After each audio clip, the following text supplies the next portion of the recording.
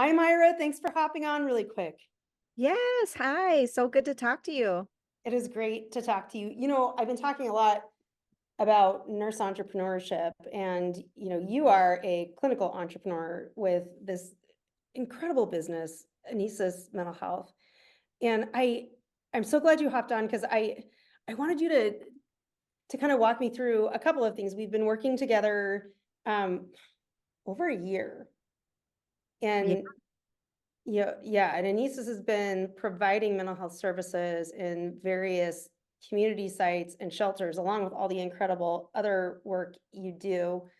Um, so on my mind, and I know I'm just kind of laying this on you, is you as an entrepreneur and Anesis and the why. Like, you stepped off the curb, you created this incredible business.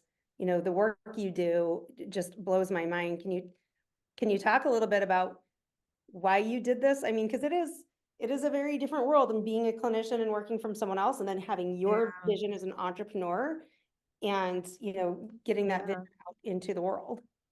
I mean, it's definitely grown into its own thing, like more beyond what I could have even dreamed it to be. I mean, we have like two clinical sites here in Madison, Wisconsin.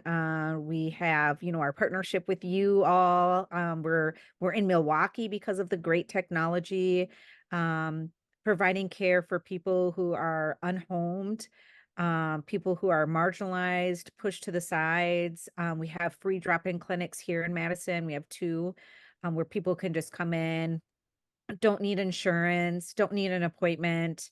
And then we have 1,200 beautiful people as well that are getting outpatient services every week. So, yeah, I mean, it was just me. And then you fast forward to, over 60 employees. It was definitely more than what I ever thought it could be. Yeah, but the need for what you do is so great. And one of the incredible things I think of in collaborating with you is a lot of people would be like, well, is there a model for it? Is there a paradigm? And you and your team had to redesign therapy for what would Yeah. work for people experiencing homelessness. I mean, it became a crisis intervention, but a little bit of advice when people are, looking at a problem and there's no template for it. I mean, how do you approach things like that? Because it was so incredible. It's like, okay, how do we how do we do Yeah. this? Not, I can't see how this could be done. Yeah. It's been interesting because, there isn't a model, like you said. And I think when you're kind of developing something, you really want to think about like, what am I doing? What is the value? What is the purpose? And everything you do should always align with that. What your purpose is, what your values are. And for me, it is really serving Black and Brown people, serving people who are marginalized, unhomed, what people might call maybe not profitable, right? Like people who are on Medicaid, but we do also see a lot of people who are like lawyers and doctors, right? But Right. again, really kind of figuring out like what our purpose, our passion, our values are, and then figuring out, okay, well, if we can't provide it this way, what other creative ways can we do it? What creative partnerships do we need to make?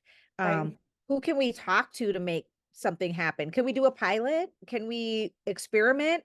Maybe it doesn't work. Maybe we learn something from that. And we have to pivot. But I think always just making sure things align again with your value, your purpose, like what your mission is so important when you're starting something.